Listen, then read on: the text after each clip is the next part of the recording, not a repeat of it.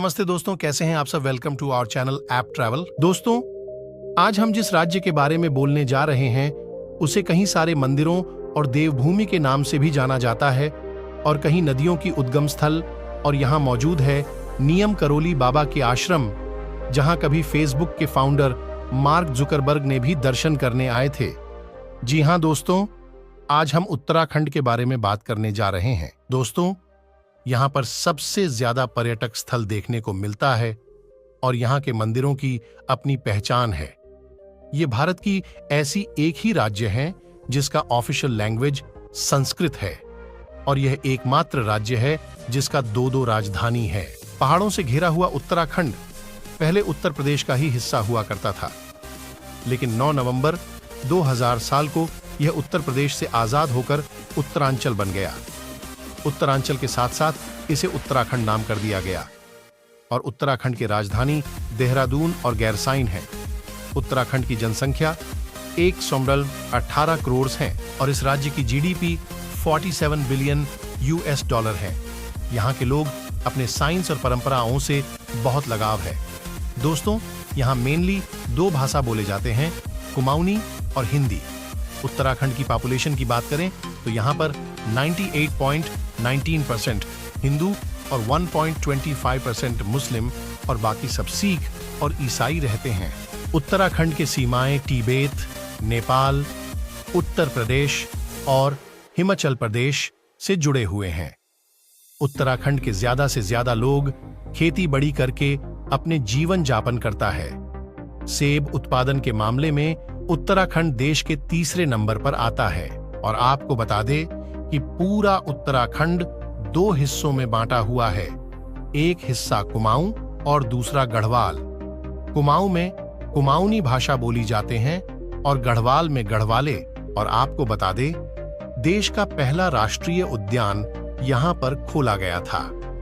उत्तराखंड के नैनीताल के पास राष्ट्रीय उद्यान मौजूद है जो जिम कॉर्बेट नेशनल पार्क नाम से जाना जाता है। इसके अलावा नंदा देवी पीक और नेशनल वैली ऑफ फ्लावर्स को यूनेस्को ने वर्ल्ड हेरिटेज साइट लिस्ट में शामिल किया गया।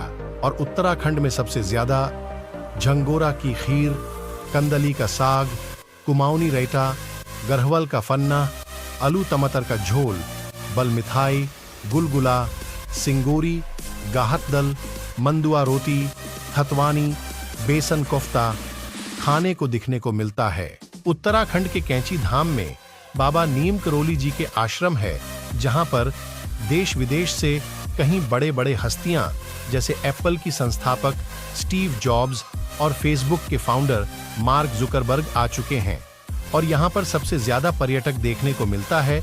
हम अगर उत्तराखंड की प्रमुख पर्यटक स्थल के बारे में बात करें तो पहले नंबर पर आता है नैनीताल। नैनीताल पहाड़ों से घिरी नाशपाती के आकार की झील और नैना देवी मंदिर तथा नैनी पीक जैसे आकर्षणों के लिए प्रसिद्ध है।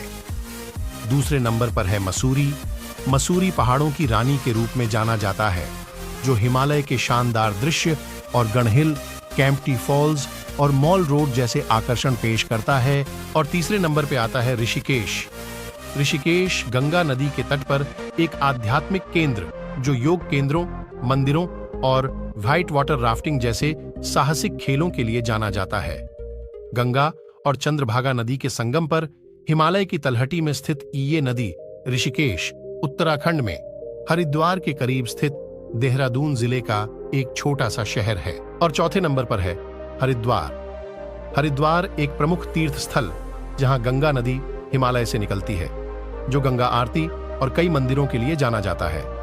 हरिद्वार भारत के 7 सबसे पवित्र शहरों में से एक है जो उत्तराखंड में स्थित है। शहर भर में मंदिरों, आश्रमों और संकरी गलियों से घिरा हरिद्वार एक प्रसिद्ध हिंदू मंदिर है जहां लाखों श्रद्धालु आते हैं। और 5वें नंबर पर है Jim Corbett national park.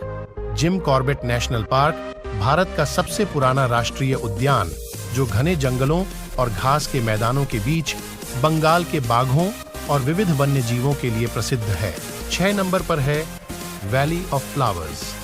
Valley of flowers एक यूनेस्को विश्व धरोहर स्थल जो अपने अल्पाइन फूलों और प्राकृतिक सुंदरता के लिए जाना जाता है।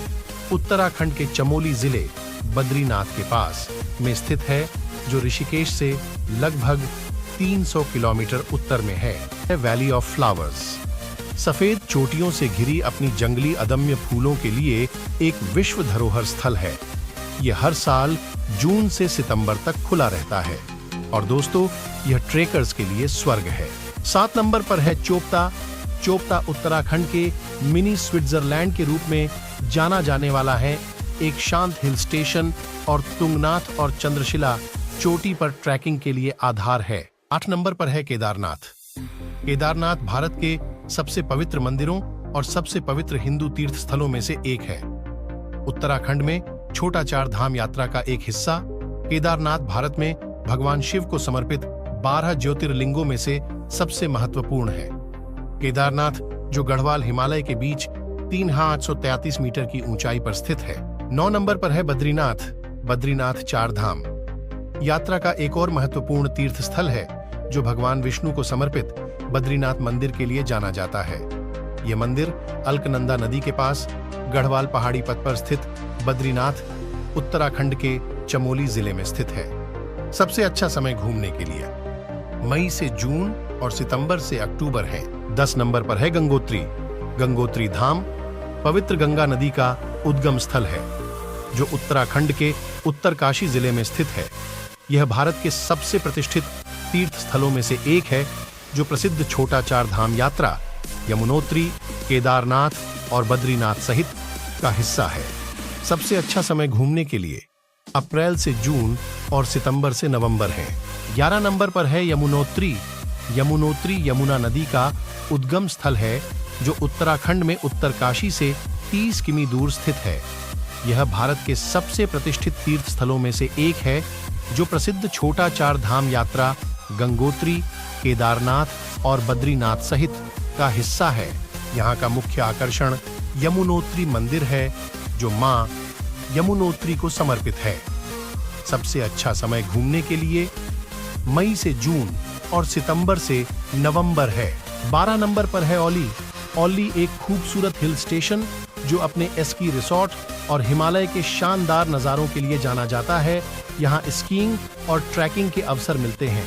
इन सब के अलावा अनेक जगह है उत्तराखंड पर घूमने के लिए।